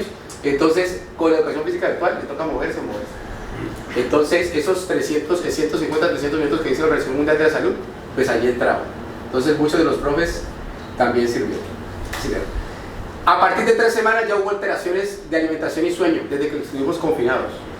A partir de 3 semanas ya usted no dormía lo que dormía, las 6 o 8 horas que debe dormir diariamente, durante la noche, durante el día. A partir de, básicamente de 3 semanas, usted ya tenía, digamos así, incursiones a la nevera más frecuentemente, ¿cierto? Ya usted pasaba por la cocina y ya le iba a dar pereza ver todos esos pocos platos. Pues básicamente esos patrones de alimentación y sueño se alteraron a partir de 3 semanas. Hay una asociación positiva entre la función cognitiva y la actividad física. La actividad física es la primera y más eficaz contra las enfermedades digamos así, de curso crónico, cáncer, diabetes. Hay autores que hablan del furor por pantallas. Desafortunadamente esto produce fascinación en los niños porque la recompensa es inmediata, y al producir, digámoslo así, recompensas inmediatas, esta generación no es como la de nosotros, porque son los niños de la generación del famoso de cristal. Porque me hacen bullying en el colegio, es básicamente porque no preparamos a nuestra generación para, digámoslo así, poder afrontar ese tipo de inconvenientes. ¿En qué se afectó principalmente? Los desplazamientos, el transporte activo, caminata o montar en bicicleta, que está relacionado con la cantidad de grasa que usted tiene de tipo visceral. Si quiere bajar la grasa de tipo visceral, camine más y monta en bicicleta. El confinamiento aumentó las tasas de 37% en ansiedad y un 48% en depresión. Ya les voy a contar unas tacitas que vienen bien interesantes para los niños. No sé cómo estamos de tiempo. Profe, ¿estoy bien de tiempo? Listo. Cuando yo vea los de seguridad ya sé que tengo que salir. Listo. Les voy a contar tasas complicadas. En el mundo existen 350 millones de personas que sufren de depresión y ansiedad, o sea, que ya tienen un diagnóstico. En Colombia las tasas son del 4,6% antes de pandemia. Las tasas en el mundo son de 4,1%. Por tanto, digámoslo así, que con la pandemia eso se disparó. El profesor Amúguero no está aquí. El profesor Miguel Atencio, del Departamento de Educación Física, hicieron una valoración con los estudiantes de deporte formativo. Y antes de pandemia teníamos alrededor de un 4 o un 8% que expresaba en algún momento haber sentido depresión, ansiedad, tristeza, todo ese tipo de cosas. Posterior a la pandemia, 1 de cada 3 refería haber tenido un estado de depresión. En Colombia y en los niños, 1 de cada 2 refiere haber tenido un episodio de depresión y ansiedad. ¿A qué nos viene esto? Hombre, pues que la casa, como se convirtió en el aula durante la pandemia, pues básicamente también fue detonante de conflictos internos en la casa. Miren lo que dice la secretaria del Distrito de Bogotá: no necesariamente el lugar más seguro para los niños es la casa, aseguró la funcionaria, al referirse a casos de violencia sexual y maltrato físico. Además, advirtió las cifras de depresión e ideación suicida en esta población van en aumento. Ahora les hablo de las tasas de suicidio, que en Colombia son bien tristes. Incluso la pandemia, el 50% de los estudiantes, mire, encuestados por la prueba PISA, en un estudio que hizo la Universidad Javeriana, decían sentirse triste casi siempre, o triste siempre o casi siempre.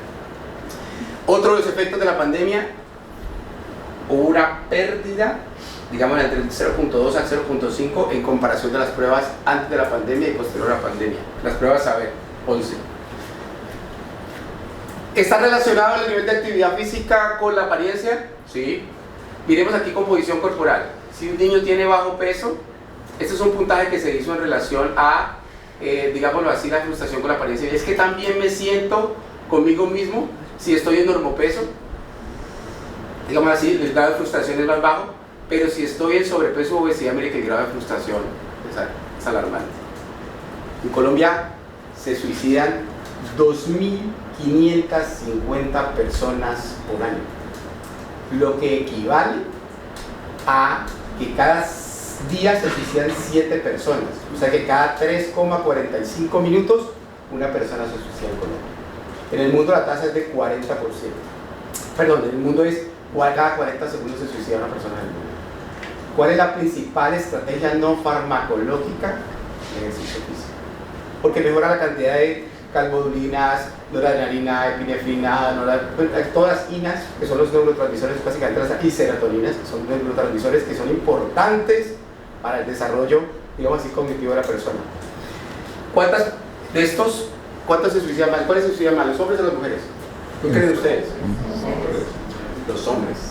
Por cada 4 hombres que se suicida una sola mujer. Pero ellas tienen más intentos de suicidio que los hombres.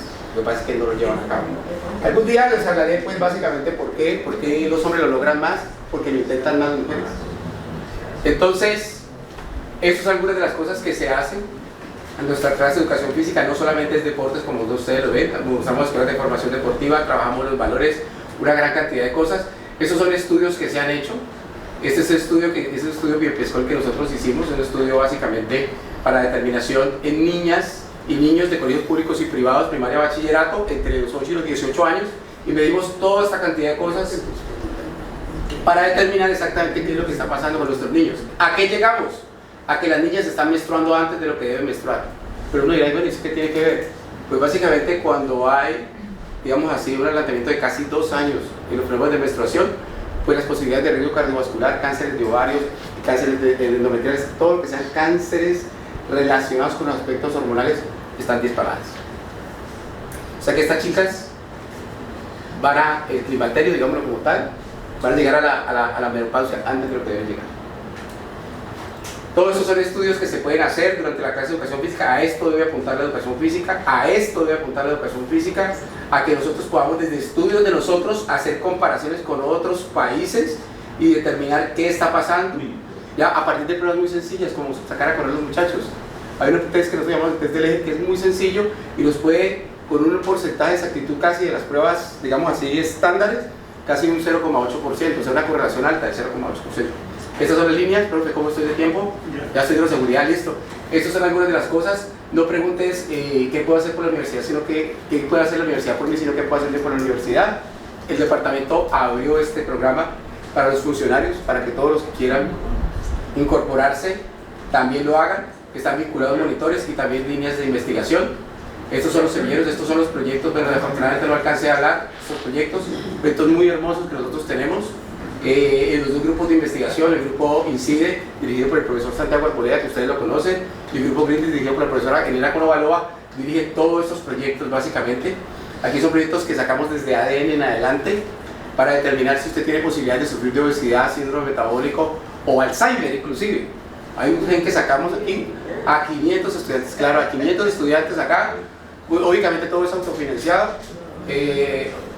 Este proyecto de SERME es un proyecto para ver qué efectos del ejercicio realmente tenemos en los pacientes prediabéticos, es decir, cómo podemos devolver a aquella persona que está en estado prediabético, que está ya en los primeros estadios de valoración de la diabetes, hombre, ¿cómo lo podemos devolver? ¿Cómo con ejercicio de alimentación no necesita tomarse esas 8 pastillas que le van a mandar de por vida, las cuales no le dicen pues que tienen efectos colaterales?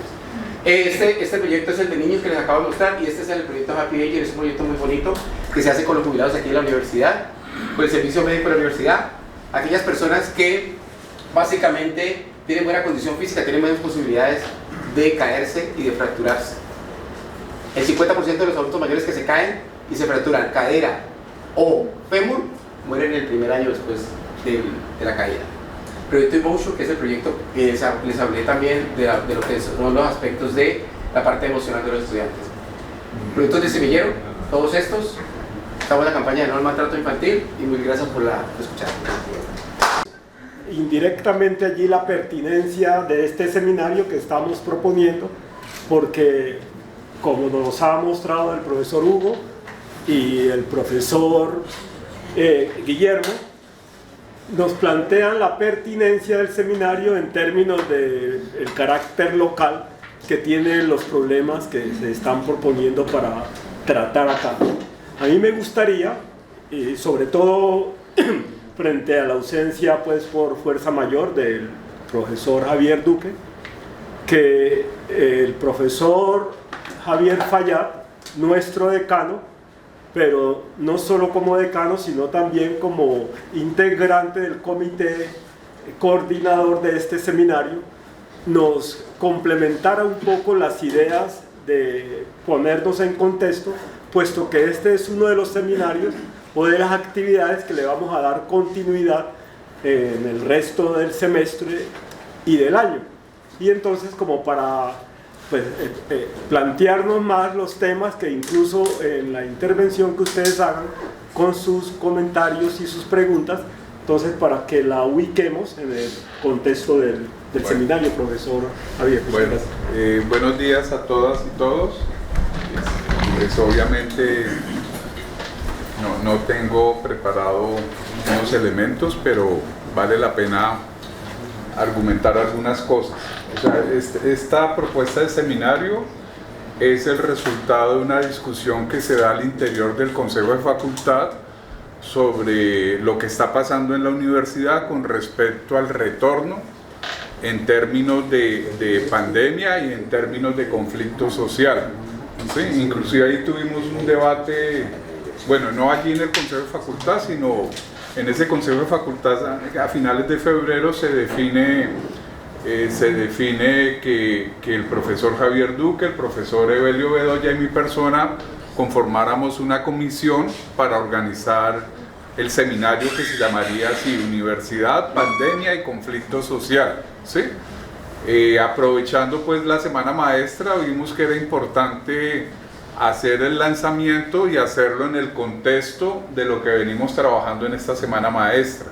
Nosotros como Facultad de Educación y Pedagogía, que pasamos de instituto a facultad en un trabajo colaborativo de todos los profesoras, profesores, y teniendo claro que nosotros fuimos facultad desde 1962 y que venimos realizando un trabajo formativo de docentes de licenciatura continuamente. No es que la figura instituto haya detenido lo que veníamos haciendo, y al volver a facultad pues continuamos con lo que venimos haciendo desde el año 62, obviamente transformaciones en términos de grupos académicos, en términos de licenciaturas, por ejemplo las licenciaturas nuevas que en estos días se está haciendo el lanzamiento académico, y que en el próximo semestre inicia el primer grupo, la licenciatura de física y la licenciatura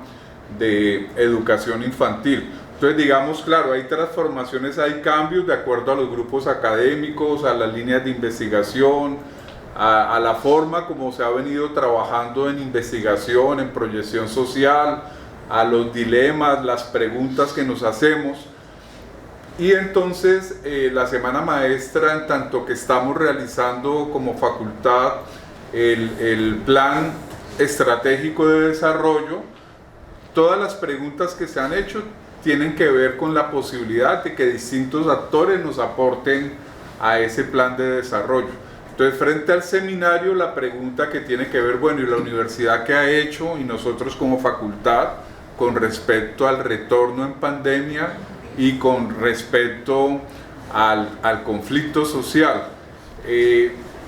Digamos que nosotros, desde la Facultad de Educación, precisamente, digamos, se planteó en consejo de facultad en su momento, no recuerdo en qué fecha ya, más o menos, asumo que fue más o menos junio, julio, se planteó una consigna que se llevó a asamblea de profesores, todo esto en forma virtual, que era plantear una propuesta de pedagogía en medio del conflicto, o sea, plantear una pedagogía de la resistencia, ¿sí?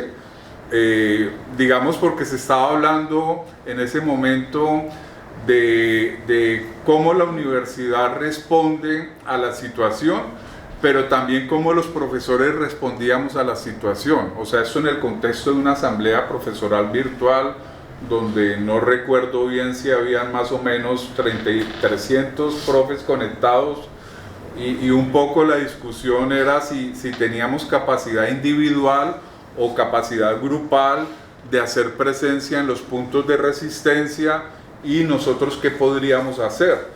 Y al mismo tiempo se estaba hablando de cómo ir generando condiciones de retorno, y pues estaba también la situación conflictiva entre los estudiantes que trataron, digámoslo así, de posicionarse presencialmente en el campus.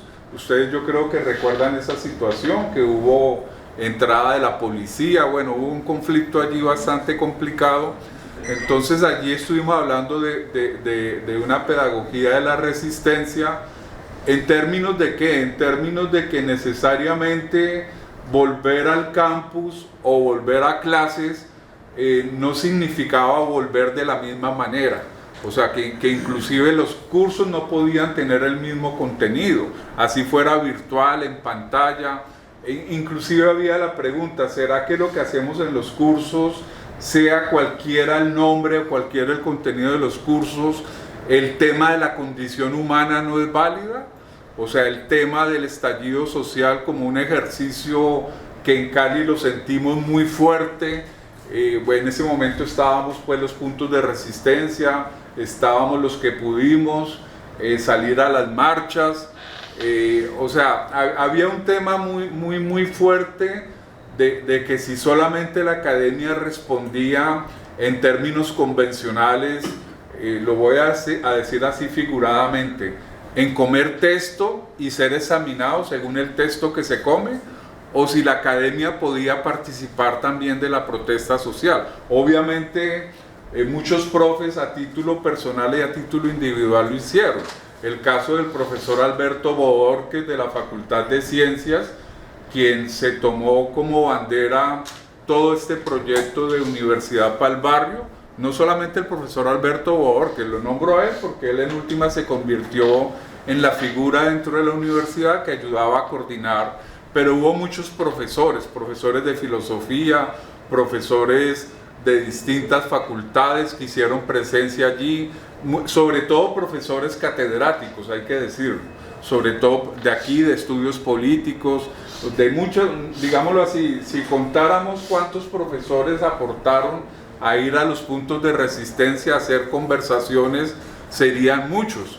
Guillermo, por ejemplo, muchas veces nos contaba sus visitas a las ollas y a las mujeres que estaban preparando el alimento. A las ollas comunitarias. A las ollas comunitarias. Sí.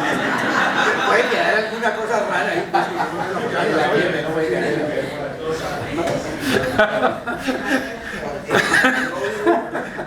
que quede la claridad que él no va a las ollas como estaban pensando, sino a las ollas Ya comunitarias. casi no voy, pues.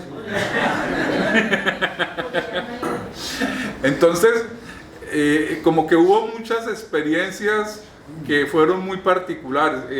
¿Cómo se llama el youtuber mexicano que recorre el mundo?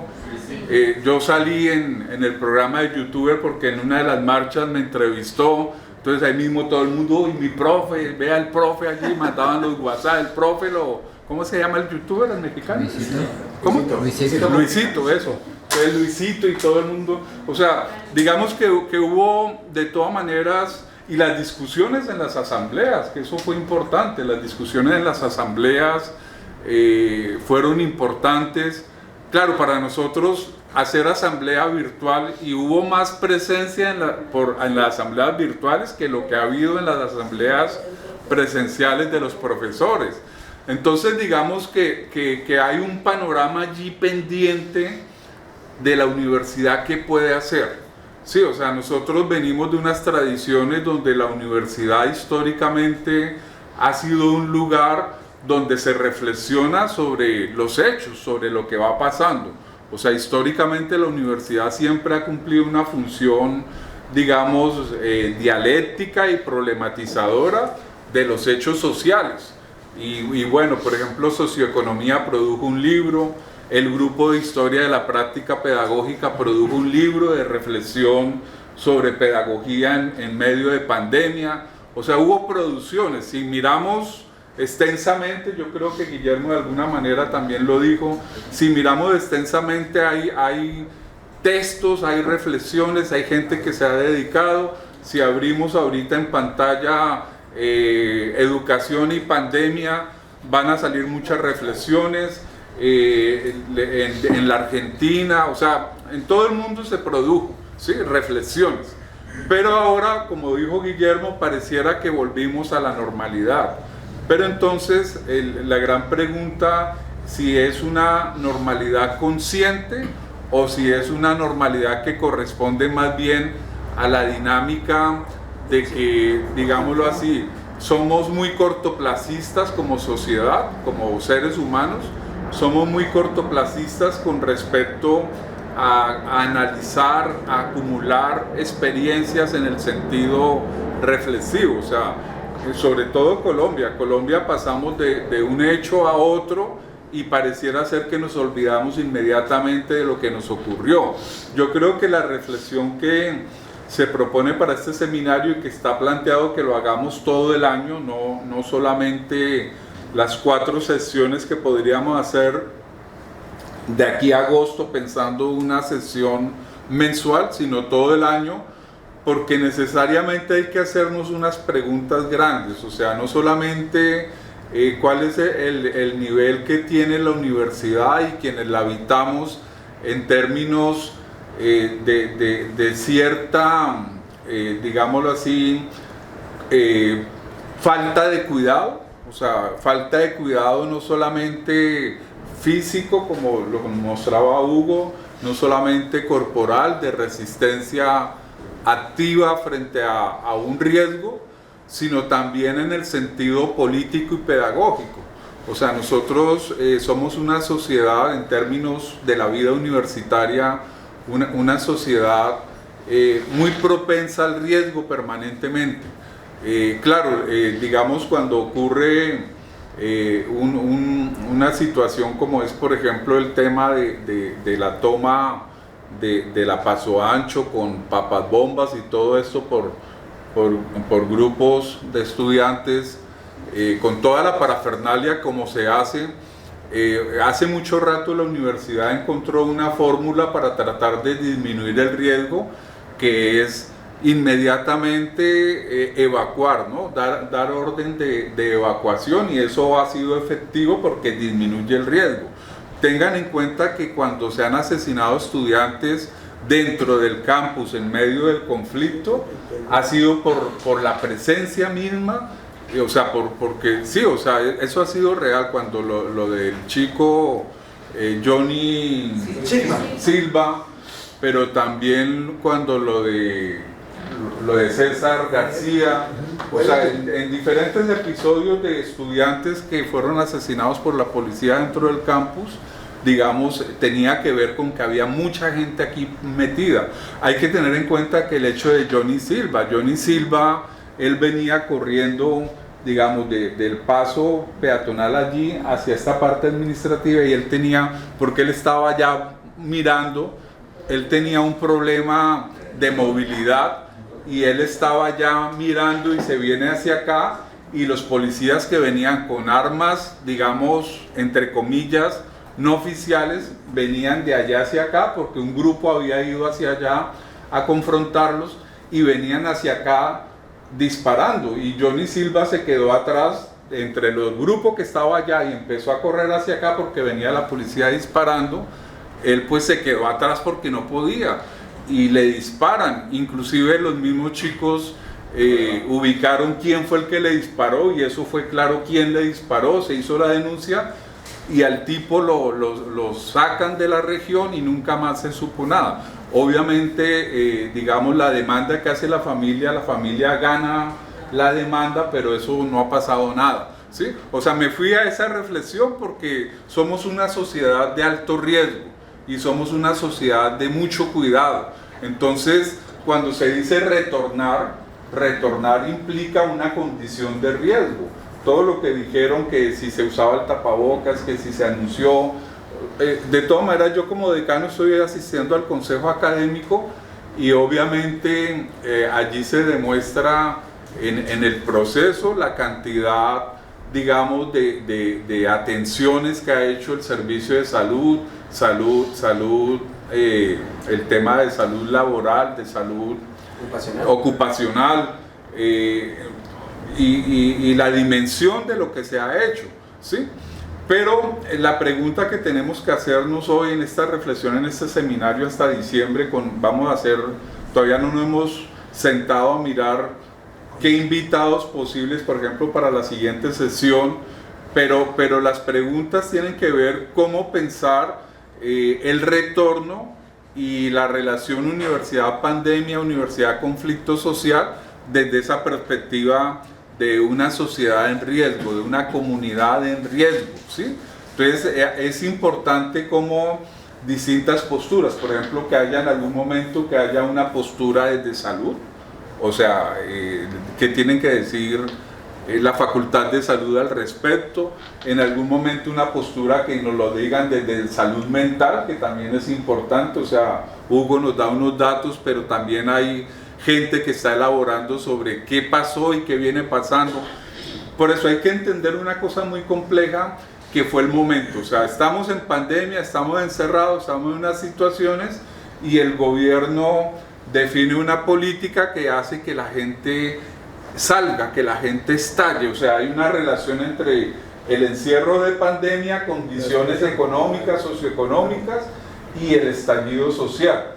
Entonces, es importante, por ejemplo, de análisis sociológico, pero también, sí, o sea, la idea es poder tener unas agendas que nos permitan esa reflexión y que nos permitan profundizar necesariamente sobre cuál es nuestra capacidad de respuesta como sociedad, como universidad, a esas posibles situaciones de riesgo. El profesor Edinson Cuervo, en este tiempo de pandemia, junto con la Universidad de Antioquia, impulsó algo porque él lo viene trabajando y fue el tema de su trabajo en doctorado, que es el tema de educación en emergencia, ¿sí? Entonces, claro, todo lo que él venía trabajando de educación en emergencia se convirtió durante este tiempo en un espacio que generó conversaciones a nivel nacional, inclusive hubo un seminario internacional sobre el tema y fueron seminarios muy interesantes porque hubo de Argentina, de Brasil, gente planteando cómo estaban, porque estábamos encerrados, en el momento que estábamos encerrados, la gente comentando, estamos en esta situación, lo resolvimos así, allí vamos, mucha gente comentando qué se estaba inventando para dar las clases. Sí, hubo una cosa que en general fue muy positiva Y yo pienso que todo eso hay que retomarlo, primero como experiencia, segundo como reflexión y tercero como una condición propositiva en términos de esa idea de unas filosofías del cuidado, frente a esta situación de riesgo.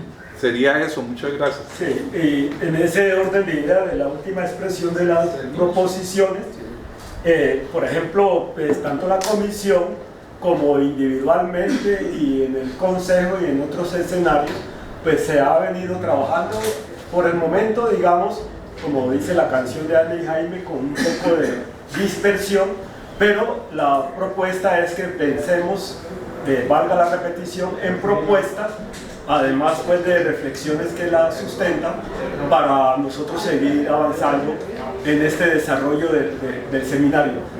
En ese sentido, en el consejo mismo, por ejemplo, el equipo de dirección pues han venido elaborando propuestas. Yo quisiera que en un breve espacio de tiempo el profesor David nos compartiera pues las elaboraciones que incluso que se han retomado en esta semana, que ha sido bastante intensa, semana maestra, aprovechando los distintos interlocutores del mundo, no solo académicos, también gubernamental, político, y que nos ha dado oportunidad pues, de compartir escenarios y temas.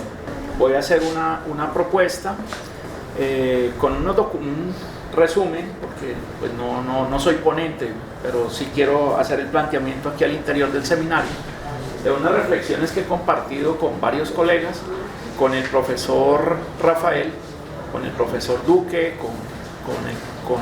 en la mesa 1, también lo he hecho, en la mesa 1 del plan de desarrollo, y tiene que ver con un planteamiento que hizo el profesor Guillermo, que precisamente en la universidad se preocupó por varios temas de retorno y no se preocupó por otros. Entonces hay unas brechas, hay unos espacios muy fuertes, y entonces a esto le estamos llamando por el momento puentes pedagógicos de transición entre la virtualidad y la presencialidad. Me va a permitir leer, son 2 cuartillas rápidamente, pues como para esbozar la idea, dar un contexto y luego invitarlos. La comunidad universitaria regresó a la presencialidad después de 2 difíciles años, atravesados por la pandemia generada por el COVID-19 y el estallido social, que nos ha generado severos cambios en las relaciones sociales, educativas y pedagógicas. La Universidad del Valle y los gobiernos nacional y departamental realizaron algunos esfuerzos muy importantes para apoyar a la comunidad universitaria en ese difícil momento. Como resultado de ello, hubo apoyos, por ejemplo, a los estudiantes en conectividad, cambios en algunos aspectos de la evaluación de los aprendizajes, tema sobre el cual la facultad tuvo una discusión muy fuerte con el Consejo Académico, que no pudimos lograr convencer sobre esos actos administrativos que se generaron en ese momento. Programas de acompañamiento psicológico a estudiantes y profesores, se hizo una adaptación del campus para el regreso y se adoptaron algunas políticas de bioseguridad. La transformación del ambiente de aprendizaje en pandemia fue severo. Hubo más actores, se cambió la geografía, por ejemplo teníamos ruidos, teníamos otro tipo de situaciones complejas, se cambiaron los instrumentos, los modelos de aprendizaje, de enseñanza y de evaluación. Por diversas razones, los estudiantes recibían clases en condiciones poco aptas para el mundo académico, entre otras con la cámara apagada. En el nuevo ambiente de aprendizaje, los estudiantes tuvieron muchos factores de dispersión, ruidos, contacto directo con la familia, ocupaciones, no contacto directo con los compañeros y el profesor. Esta dispersión es poco propicia en un ambiente de aprendizaje que privilegia la concentración, el entendimiento, la producción de ideas, la comunicación, la interacción con el grupo y el profesor. Los estudiantes y sus familias tuvieron sensibles pérdidas de amigos y familiares. Esto generó que muchos estudiantes, profesores y sus familias una profunda tristeza, estados de depresión, de angustia y desesperanza. Nuestros jóvenes generalmente son activos, realizan diferentes actividades recreativas, conviven con sus amigos, van al cine, hacen deporte. Estar tanto tiempo encerrados alteró su salud física y mental, como lo argumentó con propiedad el profesor Carrillo. En este periodo se disparó el desempleo, la pérdida de poder adquisitivo. Muchos estudiantes tuvieron que dedicar parte de su tiempo al empleo y a responder por responsabilidades de actividades familiares, por ejemplo, como cuidar niños. El estallido social tuvo su epicentro en Cali. La sociedad colombiana en general y la juventud en particular hizo manifiesta su inconformidad. En especial escuchamos voces de protesta de una juventud sin oportunidades, sin opciones para estudiar, sin responsabilidad, sin posibilidades de movilidad social. Ahora en presencialidad tenemos 3 tipos de estudiantes. Los estudiantes de primer semestre estaban en 9º grado al inicio de la pandemia. De noveno llegaron a 9. Hicieron 10º y 11 grado en condiciones educativas pedagógicas muy limitadas. Decimos, como un amigo con el profesor Guillermo, con el que hemos tenido muchos debates, pasaron de noche por los grados, por la media, con muchas dificultades. Los estudiantes de tercero y quinto semestre hasta ahora conocen el campus. Con respeto, ellos también son primíparos. Los estudiantes de sexto semestre y posterior, que después de 2 años regresan al campus. Al necesario regreso de estos actores al campus universitario, nos hemos encontrado que los estudiantes traen, escuchen, diversas dificultades cognitivas, poco desarrollo de las competencias comunicativas por la vía oral y escrita. Eso ya lo tenían, ahora con pandemia y con estallido social eso se agudizó. O sea, los chicos ya tenían dificultades para leer y entender, para hablar y hacerse entender, para comunicarse en todo caso. Poco desarrollo de las competencias argumentativas, dificultad con el cumplimiento de tareas, posible déficit de atención, entre otras. El equipo de consejería estudiantil, apoyado por la DACA, aquí hay un equipo de consejería estudiantil, la oficina es contigua a la oficina de la vicedecanatura, y los equipos de consejería estudiantil existentes en algunas licenciaturas refieren que las consultas se han disparado, para empezar, y la mayoría de ellas han estado relacionados con cuadros de, escuchen, ansiedad, estrés, depresión, relacionamiento social, se incrementó la violencia de todo tipo, como consecuencia de largo periodo de aislamiento y dramáticos momentos que vivieron los estudiantes y sus familias en estos 2 años. Es necesario entonces construir un programa, ahí va la propuesta, es necesario entonces construir un programa de puentes pedagógicos de transición que se convierta en una iniciativa integral de acompañamiento institucional que le permita a estudiantes y a profesores tener condiciones de adaptabilidad al nuevo ambiente de aprendizaje y de enseñanza para el desarrollo de sus competencias y acompañamiento psicosocial. Advierto que el problema no solamente es de los estudiantes, sino también se refieren a situaciones complejas de compañeros catedráticos y compañeros profesores de planta. La idea entonces es construir alertas tempranas y detener los efectos como posible bajo rendimiento escolar, reprobación, deserción y problemas de comportamiento. Debemos realizar un estudio sobre la situación actual de los estudiantes en materia psicológica y académica. Debemos realizar un estudio sobre la situación actual de los estudiantes en materia psicológica y académica.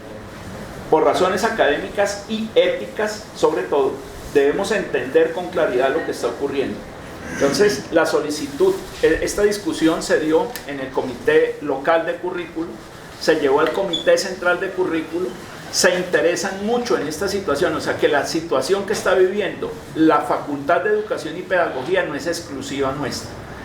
Entonces este seminario hay que abrirlo a la universidad, hay que llamar más actores, hay que invitar a las facultades y nos están pidiendo que escribamos un borrador de ese programa que se llame Puentes Pedagógicos de Transición. Entonces, pues invitaremos a todas aquellas personas que nos quieran apoyar en la construcción de ese balance psicológico y académico de dificultades que tienen los estudiantes. Muchas gracias.